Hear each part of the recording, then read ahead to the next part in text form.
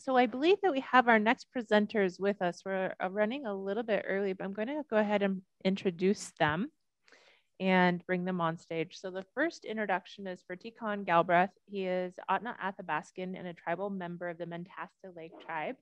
I've actually known Tikhon for, I don't know, at least 12 years now. So hi, so happy to have you on. And he will be representing his role at the Indian Agricultural Council for the USDA.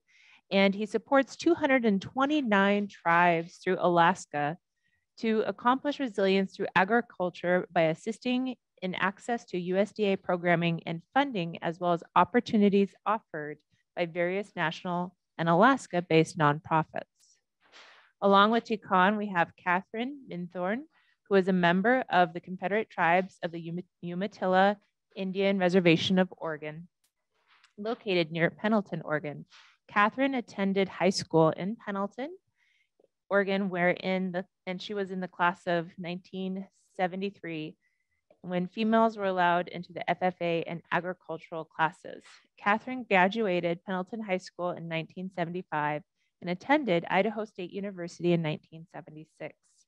Transferred to Blue Mountain Community College in Pendleton, Oregon, where she was majoring in business administration, and on to the Eastern Oregon State University in La Grande, Oregon, where she majored in business administration and minored in range management. We also have Michael Schellenberger, who was born and raised in Toppenish, Washington, on the Yakima Nation Reservation. The Yakima Nation is in the heart of the Yakima Valley and is known for its diverse agriculture. Michael attended Yakima Valley Community College and received an associate's degree in 1984 and also a chemical dependency degree in 1998 at YVCC, which is the Yakima Valley Community College.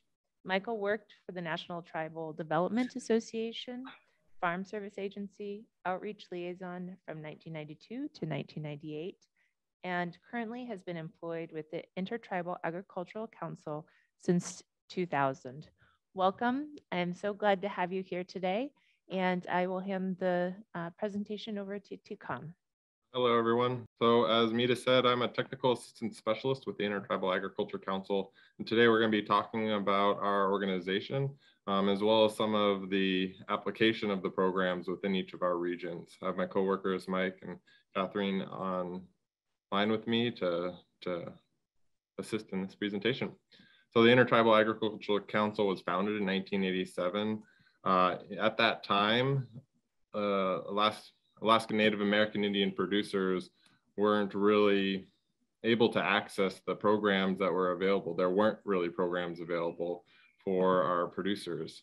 The BIA and the USDA didn't have agriculture on the radar, and the work that was being done within each of our regions, within our reservations, and was largely unknown or unrecognized.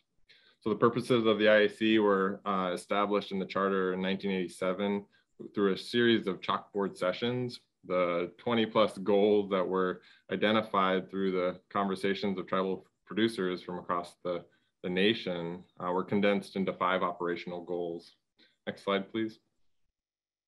The first one was to provide a forum for Native American tribes and Alaska Native organizations and producers to share mutual concerns, exchange ideas and information on matters relevant to the management of Indian agriculture resources, gather and disseminate information concerning legislation and federal policies affecting Native agriculture interests, and provide for a unified input on a national level. The second goal was to define and promote needed changes in laws, regulations, and programs by advising and working with federal, state, local, and tribal government in order to improve opportunities and develop full potential benefits from the management of Indian agriculture resources. The third goal was to promote Indian enterprises, improve contract opportunities, expand markets for Indian agriculture enterprises, and enhance relationships with private and governmental financial sectors to improve capital acquisition and servicing of existing credit. The fourth, to use all available resources, including tribal community colleges, to encourage the training and development of Indian and Alaska Native individuals in the agriculture professions, technical fields, and related fields of expertise. And the fifth was to provide the stringent protection and prudent development of the Indian water resources for agriculture and other environmentally sound resources.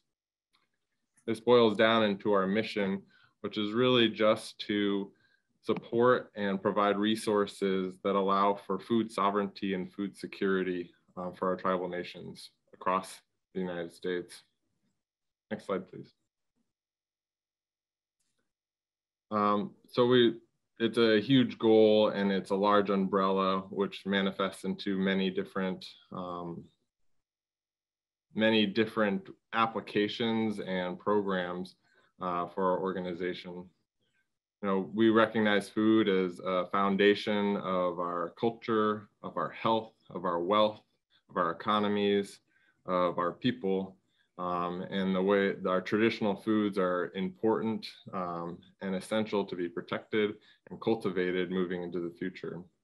The ways in which that manifests is through food businesses, through policy advocacy, through agriculture development, and through the exploration of just through the protections of our natural resources as well, conservation. I had shared a video link. Is it possible to still share that video at this point?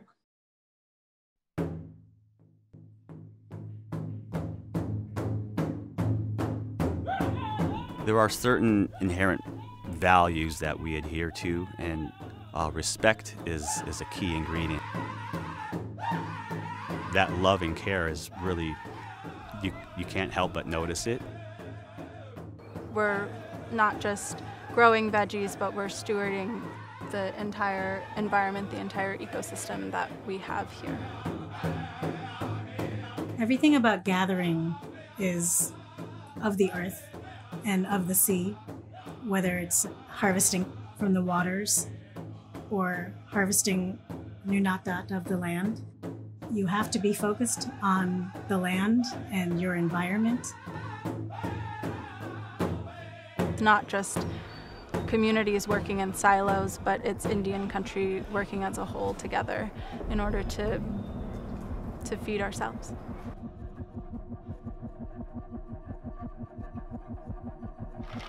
Food that we're accessing is part of our traditional diets. Red Lake initial food they had was the wild rice. So added jams, jellies, coffees, teas, sage, representation of our culture to keep our culture going, especially for our young people. Everything that we produce, we grow ourselves.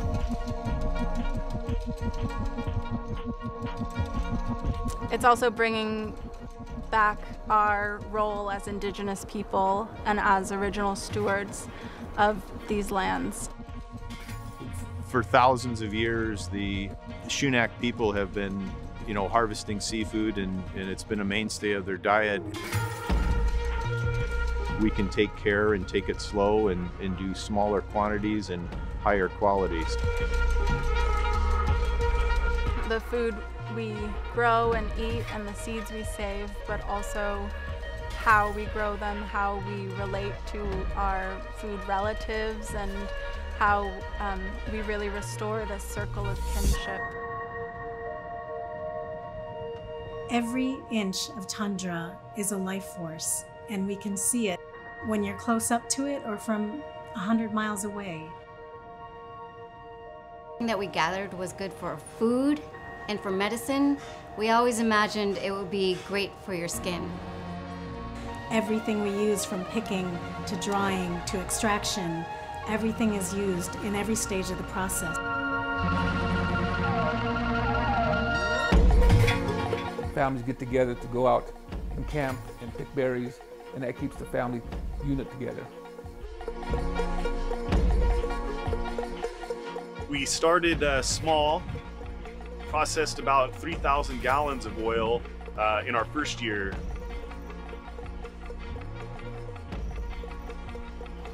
And we've steadily grown to the point now where we're going to process about 75,000 gallons of olive oil.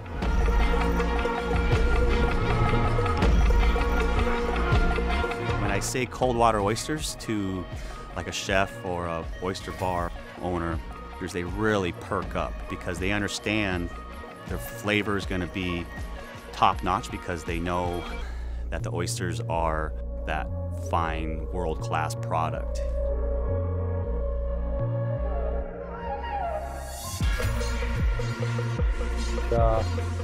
Using natural ingredients and producing a quality product we'll stand behind.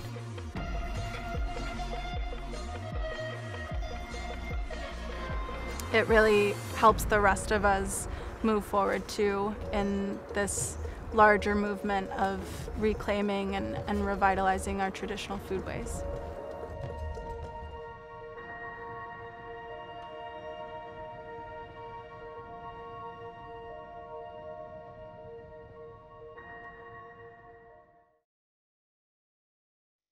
I just love that video. Just makes my heart sing every time I see it. I've seen it so many times. We will share the link to that in the chat as we're able to. Next slide, please.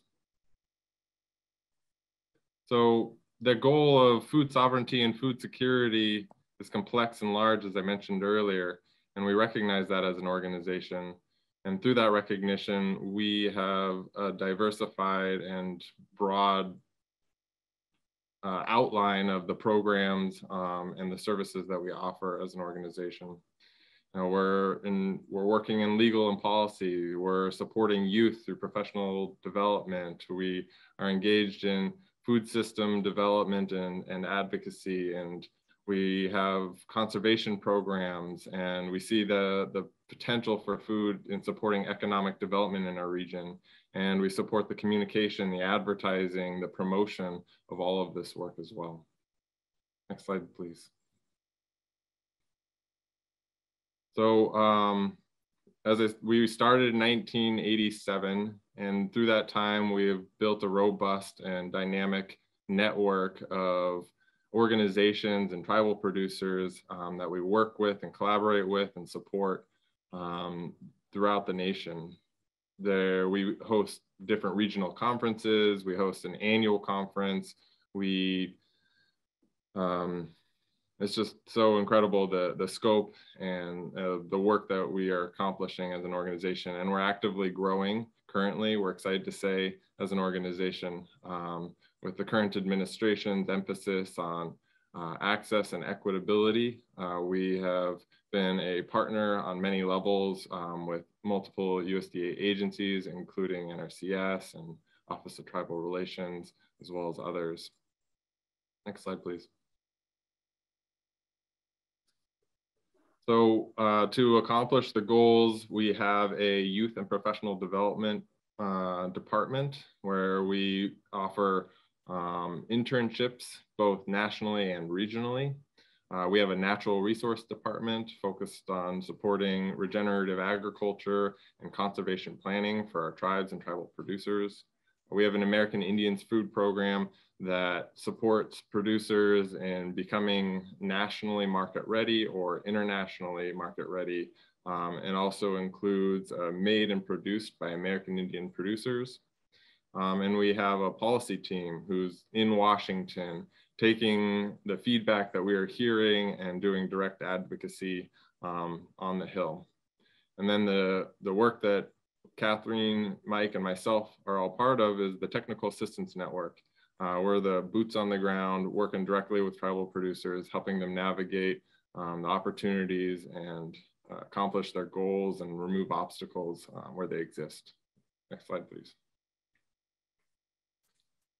So our TA network is broken down into the BIA regions. So within my introduction, you heard I support the Alaska region. So my scope is all of Alaska, supporting the 229 tribes.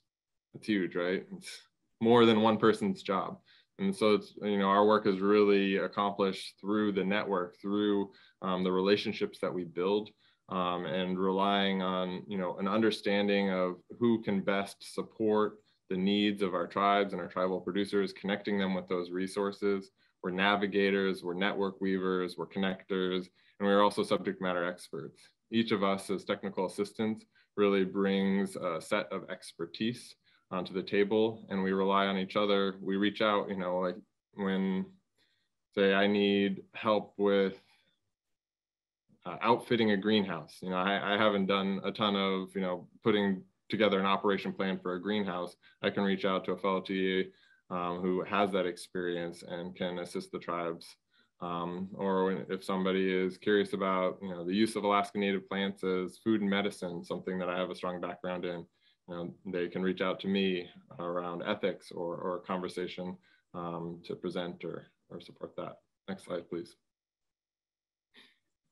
So as I said, our American Indians Food Program, indianagfoods.org. That's the best place to learn a whole bunch more. We have an export program. We have been the made and produced by American Indian trademark as USDA, is under the USDA and certified. It supports marketing.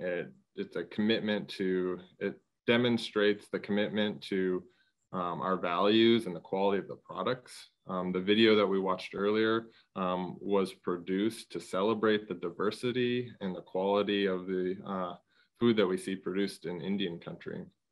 And that was through the work of the American Indian Foods Program in partnership with our TA network. Next slide, please. We also have the Natural Resource Department, and they work directly with producers to put regenerative practices into place, whether it's, you know, managing a herd in a sustainable way, or putting conservation plans into tribally owned land. They're there to help. They're a wealth of information on soil health, conservation practices, and we lean on them to really stay informed and abreast of the best practices. You know, we're cultivating soil really, and we have healthy soil, we have healthy plants, and when we have healthy plants, we have healthy livestock and healthy humans. So yes, next slide, please. And then we're actively working to cultivate the next generation of leaders.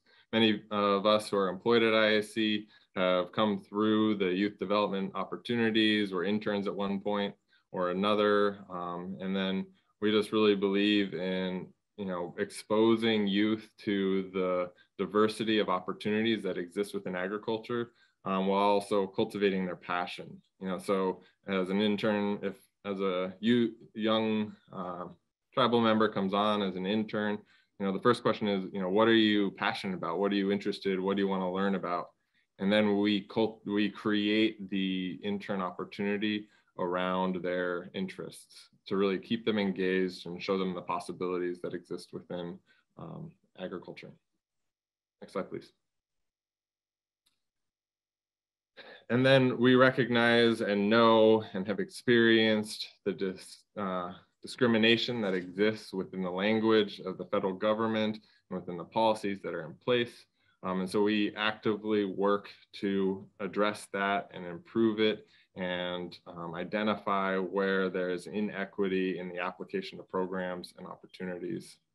We are a co-sponsor of the Native Farm Bill Coalition, which is just starting to gear up right now with a nationwide roundtable listening session. So they're going from state to state, region to region, offering listening tables to sessions to hear directly from tribes and tribal producers to understand the issues where they have experienced access or ineligibility where it shouldn't be, and to put together a comprehensive recommendation for the upcoming 2023 Farm Bill. So check us out or reach out. Those will be coming to area near you, and we'd love your involvement to hear your voice and to really make sure that it's reflective and comprehensive. And you can also consider signing on to the Native Farm Bill Coalition by looking at their website. Next slide, please. So we also wanted to provide some regional highlights. The work that I am doing in Alaska is diverse and very much a part of that network. So I have engaged with multiple different working groups, including one with Mita, who gave me that very lovely introduction, and with the Imago Task Force, looking to improve the conservation efforts from inclusion of the tribal perspectives and the human element that we know is foundational, fundamental to stewardship of our lands. Also working on identifying the challenges that exist in the policy between state and federal government. In Alaska, for example, as was mentioned in one of the presentations earlier, tribes aren't recognized. And there is a House bill currently on the table that might recognize our tribes, and that would make a significant difference or improvement to the ways in which we can engage with the state and alignment with the ways in which we engage with the federal government. ANCSA, the agreement that formed our regional corporations and was the legislation that was the result of advocacy and efforts of our tribal leaders, my elders, as Alaska became a state, was the outcome rather than reservations. In that, there is a guaranteed right to subsistence, but the state doesn't have to recognize that. So that's just one of the challenges that we exist currently in the state of Alaska. In addition to that, we have the ways in which management of our fish and game, and our plant relatives even, is often done so through the lens of quantitative analysis. And we know that it doesn't work. We see the collapse of our fisheries, the decline of our fish size, and just a limitation of understanding from the perspectives and how things are being managed. The importance of that for our villages and our tribal members is almost incomprehensible, right? It's not just food, it's our way of life. It's our ability to continue to live in the regions that we have always lived in, where economy or financial opportunities don't exist. Our traditional way of life is the way in which we can continue to practice our livelihoods, to provide our food security and our well-being to our people. And so the continued availability of those resources, from salmon in Bristol Bay to the caribou herds migrating across the state, it's fundamentally and foundationally important to protect and maintain the vibrancy and the health of those relatives. Next slide, please. At this point, I'll invite Mike to share about some of the work he's doing in the state of Washington. Good afternoon, everyone. I've just got one slide here. I think it really represents what I want to give a little discussion about today. On the left slide is a gentleman that, I don't know, about 10 months ago, I helped get a loan with a CDFI for a livestock hauling business. And right now he's working on working with the BLM, and he's hauling wild horses off to some adoption agency somewhere in the United States. So I guess that segues what I want to get involved right now. Here in the Yakima Indian Reservation, they have tens and tens of thousands of acres that are overrun by feral horses, and it's absolutely an ecological disaster. It's taken away all the ability for the land to regenerate itself, and a big portion of it's just turned into desert. You have erosion and topsoil loss in many of that areas that just won't come back for generations if they can do something about the wild horses. It's not an easy topic. There's nothing, not any easy solutions. You have issues with tribal members in themselves. A lot of elders don't want to see much happen to the wild horses. You have or I should say, PETA groups and so forth that don't want to have anything done with them. There's a National Tribal Wild Horse Coalition that's been set forth. Not a lot of hope going on with that right now, but Catherine Minthorn's been working with that for many, many years, and really got a great understanding about the difficulties and so forth. So I'd ask anybody that really, really want to get to the bottom of some of these things, you might take a look at getting in contact with Catherine. Sorry, Kat, if I'm maybe going to make more work for you, but that's a fact. So I can't even believe the ecological disaster. It's absolutely sickening to me. Wildlife's gone of all types.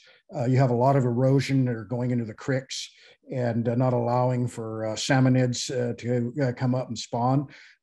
And I mean, this is a nationwide issue. It's, lacking education. A lot of people are, I know so many of my friends and so forth, they don't even see the environment around them. It's amazing when I say, what do you think of wild horses, what they've done? They're going to Goldendale or to Portland, they go over that pass and they go, what do you mean? And so, yeah, this is a national, as far as I'm concerned, emergency. And, this is part of carbon sequestration and global warming, and it's a major problem. So on the right slide, I wanted to show you what place that I work with, and actually where my office is. And this is South Yakima Conservation District. And they've got 2 seed drills, grain seed drills. And right now I've had an individual, a tribal member that leased the small one last year. Let's see, is that the small one? I don't even know if that's the small or the biggest one. I can't recall. I think that's the small one.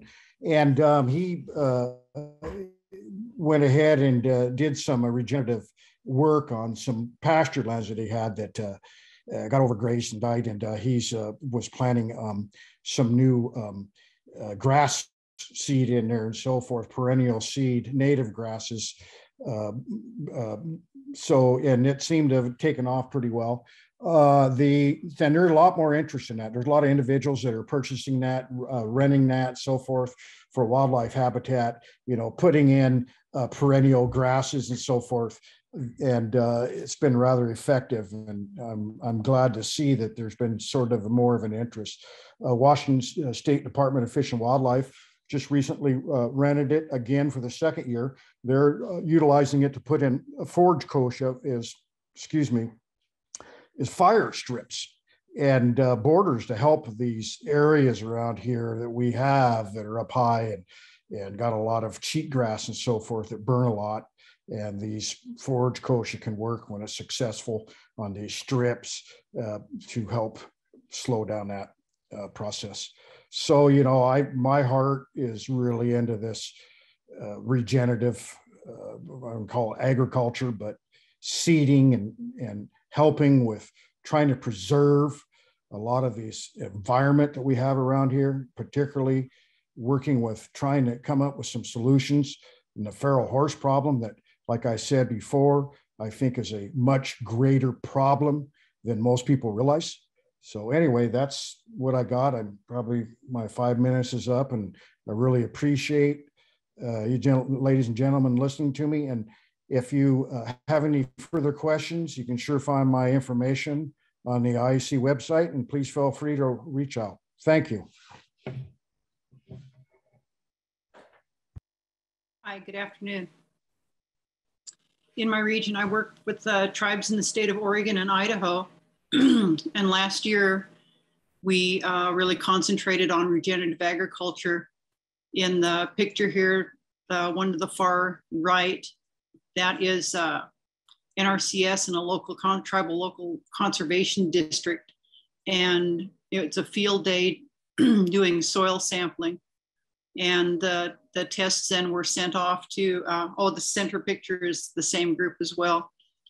But the soil samples were taken, demonstrated on how to do it, and then sent off to a soil laboratory in Nebraska to get a real comprehensive review of how dilapidated the soils actually are in this region. We have a lot of, in Oregon and Idaho, the reservations, the land-based reservations have a lot of cereal grain production, and it's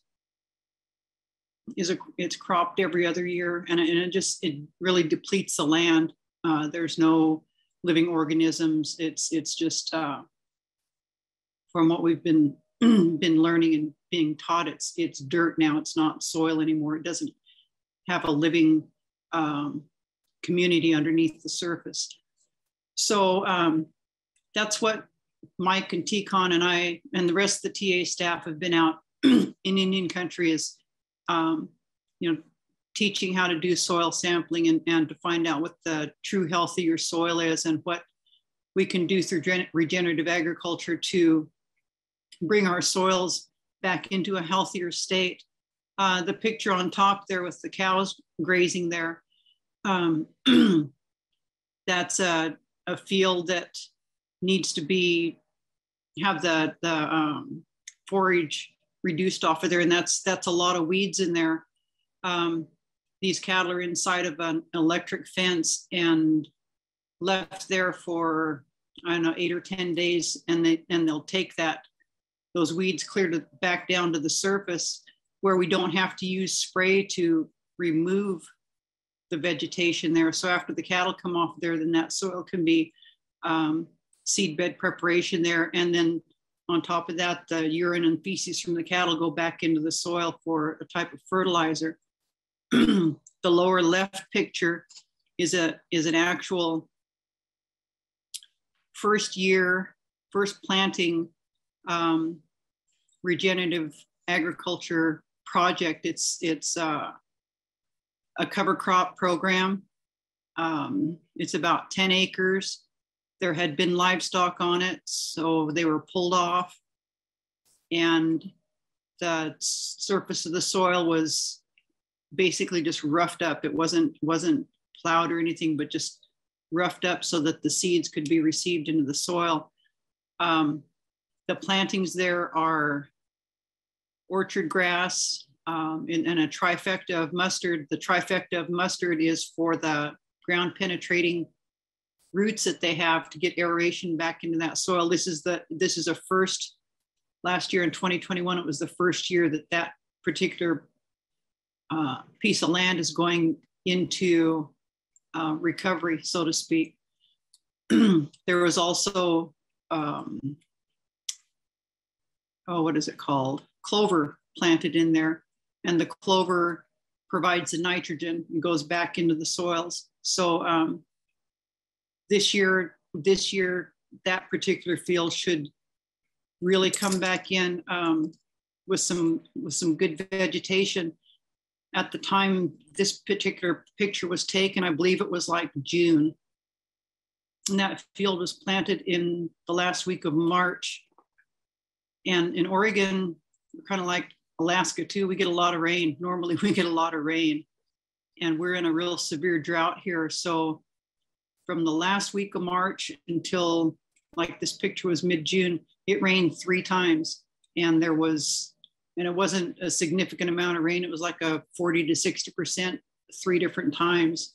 So there was very little water to help that crop come in. Next slide, please. We also work with 4-H programs and FFA programs, Intertribal Agriculture Council.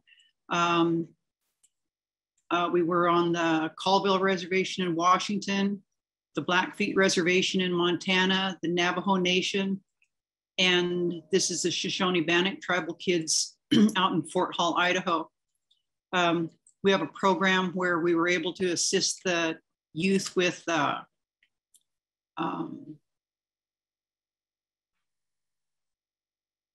helping their livestock sell, basically, more than anything. The kids show their, and these kids all showed their lambs, and we would have been able to offer to have the lamb processed as it sold. So it was a buyer's incentive to be able to process that lamb. If you bought that lamb, then the processing fee would have been paid. But because of the pandemic, processing facilities are, and I don't know how they are everywhere else, but in this region, they're booked up as far out as anywhere from a year to a year and a half, 12, 18 months out. So what we did with these kids was did an add-on bonus for them, and I believe each one of them received $325 on top of what they got in auction for their livestock. Next slide. And this is a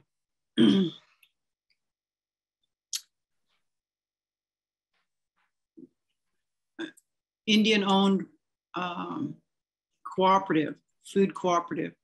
And what these ladies have done has they've put together a chicken egg cooperative. They call themselves Res Chicks. They have worked with the lady with the mask is from the Northwest Cooperative Development Center out of Olympia, Washington. And she provides technical assist. She provides all the assistance as far as putting the cooperative together for the, and it's called Res Chicks Fresh Eggs Cooperative. I'm sorry, I think we've run out of time, so I'm sorry to cut you off early. Okay. We're at our time limit here, but what you're doing with the cooperatives is fantastic. So I think if anybody wants to learn more about any of the stuff that we mentioned today, we are available. There's our contact information. And as Mike mentioned, our contact information is also available on the website, which I put into the chat. Thank you, Kat and Mike, and everyone for hearing our presentation today.